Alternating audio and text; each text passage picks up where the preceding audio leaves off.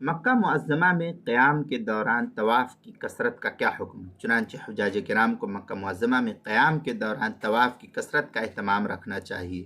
کیونکہ اہل آفاق یعنی میقات سے باہر رہنے والوں کے لیے مکہ معظمہ میں رہتے ہوئے نفل نمازوں کے بجائے نفل طواف کرنا افضل ہے، اور نفل طواف کے ساتھ نفل سعی ثابت نہیں، لہذا اس سے احتراز کرے۔ چنانچہ اس سلسلے میں کنیت الناسک میں وَيَطُوفُ بِالْبَيْتِ مَا بَدَأَ لَهُ بِلَا رَمْلٍ ولا استباع ولا سعین بعدہ، اس طریقے کی عبارت لأن التنفل بالسعی غیر مشروع، یہ فقنیت الناسک صفحہ 137۔ اسی کے ہم مثل عبارت در مختار مع شامی جو زکریہ بک ڈپو دیوبند کا ہندی نسخہ، اس کی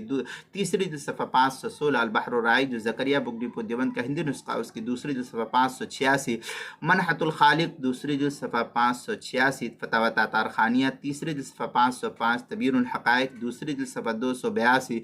تحتاوی علی مراقی الفلاح جو جدید چھپا ہوا نسخہ ہے، اس کے صفحہ 537، کتاب المسائل اس کی تیسری جو صفحہ 222، عنوان ہے مکہ معظمہ میں قیام کے دوران طواف کی کثرت۔